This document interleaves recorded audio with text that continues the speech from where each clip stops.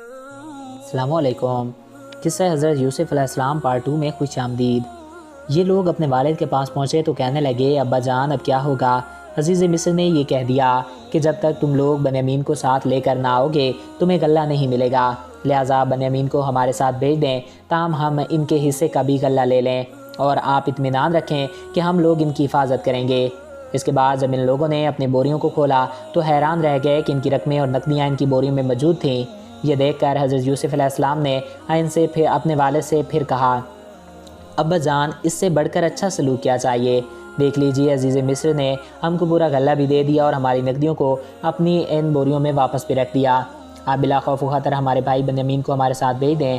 حضرت یعقوب علیہ السلام نے فرمایا، میں ایک مرتبہ یوسف کے معاملے میں تم لوگوں پر بھروسہ کر چکا ہوں، اب میں دوبارہ تم لوگوں پر بھروسہ کیسے کروں؟ میں اس طرح بنیامین کو ہرگز تم لوگوں کے ساتھ نہیں بھیجوں گا، لیکن ہاں اگر تم لوگ جاؤ اٹھا کر میرے سامنے عہد کرو تو البتہ میں اس کو بھیج سکتا ہوں۔ یہ سن کر بھائیوں نے حلف کا عہد اٹھایا اور آپ نے ان لوگوں کے ساتھ بنیامین کو بھیج دیا۔ جب یہ لوگ عزیز مصر کے دربار میں پہنچے تو حضرت یوسف علیہ السلام نے اپنے بھائی بنیامین کو اپنی مسند میں بٹھا دیا اور چپکے سے ان سے کہا کہ میں تمہارا بھائی یوسف ہوں۔ اللہ تعالیٰ کے حکم کے تحت یوسف علیہ السلام نے یہاں ایک چال چلی، ان تمام بھائیوں کی بوریاں اناج سے بھر دیں اور اپنے بھائی بنیامین کے سامان میں پیالہ پیمانہ شاہی رکھوا دیا۔ پھر ایک پکارنے والے نے پکارا، تم تو چور ہو۔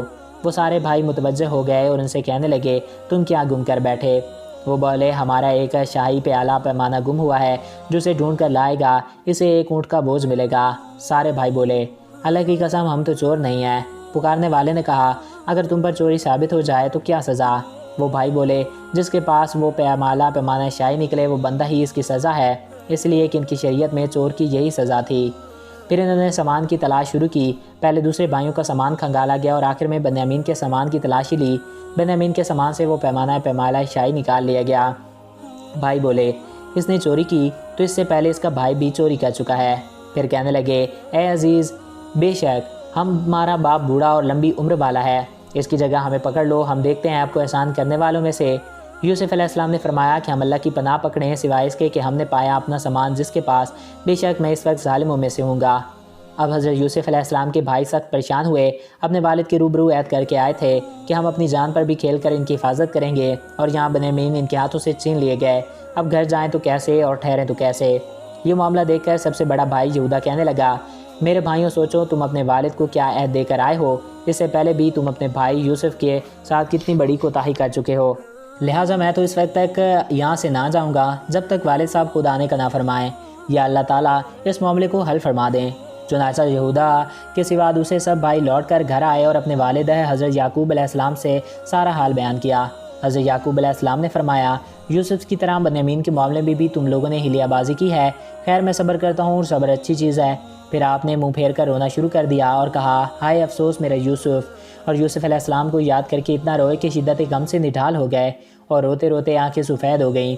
آپ کی زبان سے یوسف علیہ السلام کا نام سن کر حضرت یعقوب علیہ السلام سے ان کے بیٹوں پوتوں نے کہا، ابا جان آپ ہمیشہ یوسف علیہ السلام کو یاد کرتے رہیں گے یہاں تک کہ لب گور ہو جائیں گے یا جان سے گزر جائیں گے۔ اپنے بیٹوں پوتوں کی بات سن کر آپ نے فرمایا، میں اپنے غم اور پریشانی کی فریاد اللہ ہی سے کرتا ہوں، اور میں جو کچھ بیان کرتا ہوں وہ تم لوگوں کو معلوم ہی نہیں۔ پھر فرمایا، میرے بیٹوں تم لوگ جاؤ یوسف اور اس کے بھائی بنیامین کو تلاش کرو، اللہ کی رحمت سے مایوس مت ہونا، اللہ کی رحمت سے مایوس ہو جانا کافروں کا کام ہے۔ چنانچہ حضرت یوسف علیہ السلام پھر مصر کو روانہ ہوئے اور جا کر عزیز مصر سے کہا، اے عزیز مصر، ہمارے گھر والوں کو بہت بڑی مصیبت پہنچ چکی ہے۔ اپنے بھائیوں کی زبان سے گھر کی داستان سن کر حضرت یوسف علیہ السلام پر رت طاری ہو گیا اور آپ نے بھائیوں سے پوچھا، تم لوگوں کو یاد ہے تم لوگوں نے یوسف اور اس کے بھائی بنیامین کے ساتھ کیا کیا؟ یہ سن کر بھائیوں نے حیران ہو کر پوچھا، سچ سچ آپ یوسف علیہ السلام ہیں؟ آپ نے فرمایا، ہاں میں ہی یوسف ہوں اور بنیامین میرا بھائی ہے، اللہ تعالیٰ نے ہم پر بڑا فضل اور احسان کیا۔ یہ سن کر بھائیوں نے نہایت شرمندگی اور لجاجت کے ساتھ کہنا شروع کیا کہ بے شک ہم لوگ واقعی بڑے خطا کار ہیں اور اللہ تعالیٰ نے آپ کو ہم پر بڑی فضیلت بخشی ہے۔ بھائیوں کی شرمندگی اور لجاجت سے متاثر ہو کر آپ کا دل بھر آیا۔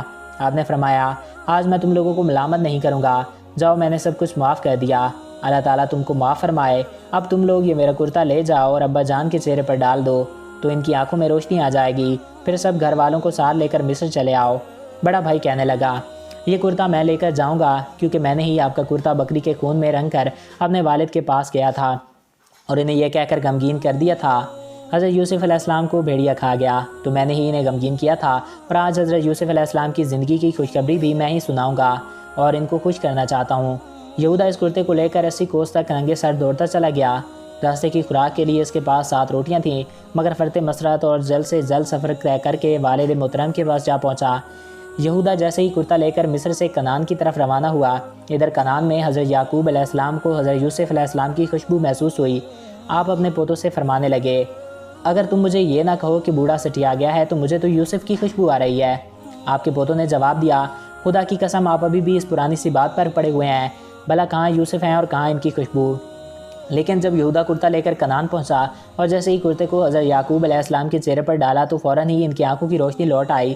چنانچہ اللہ تعالیٰ نے قرآن کریم میں ارشاد فرمایا، ترجمہ، پھر جب خوشخبری دینے والا پہنچ گیا تو اس نے یوسف کی قمیض ان کے منہ پر ڈال دی اور فوراً ان کی بینائی واپس آ گئی۔ پھر حضرت یعقوب علیہ السلام نے تہجد کے وقت کے بعد اپنے سب بیٹوں کے لیے دعائے مغفرت کی اور یہ دعا مقبول ہو گئی۔ پھر مصر کو روانگی کا سامان ہوا۔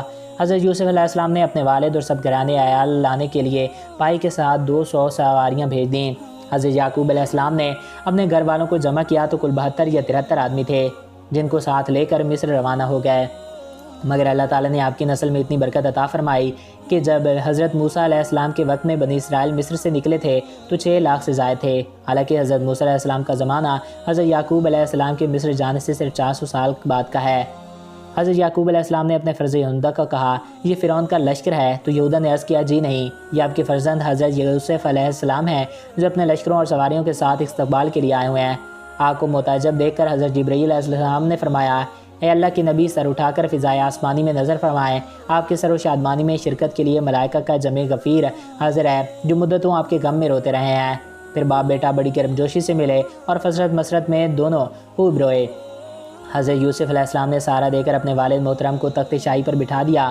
آپ کے ارد گرد 11 بھائی اور آپ کے والد بیٹھ گئے اور یہ سب اب آپ کے ساتھ تھے۔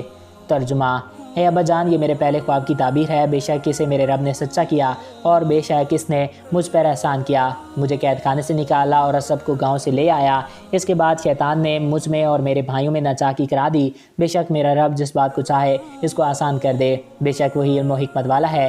یعنی میرے 11 بھائی ستارے اور میرا باپ سورج اور میری والدہ چاند ہیں اور سب میرے ساتھ ہیں۔ یہ تاریخی واقعہ محرم کی 10 تاریخ عاشوراء کے دن وقوع پذیر ہوا۔ حضرت یوسف علیہ السلام کی وفات کے بعد آپ کی عمر 100 برس تھی، تو حضرت یوسف علیہ السلام کو سنگ مرمر لکڑی کے صندوق میں ڈال دیا۔ تو دوستوں، آئی ہوپ آپ کو یہ ویڈیو پسند آیا ہوگا اور آپ کی معلومات میں اضافہ ہوا ہوگا۔ اگر آپ کو ہمارا یہ ویڈیو پسند آیا اور آپ کی معلومات میں اضافہ ہوا ہے تو ہمارے اس یوٹیوب چینل کو سبسکرائب کریں اور ساتھ موجود بیل کے آئیکن کو پریس کریں تاکہ ہمارے ہر نئے آنے والے ایسے ہی معلوماتی ویڈیو آپ کو بر وقت اور بآسانی ملتے رہا کریں۔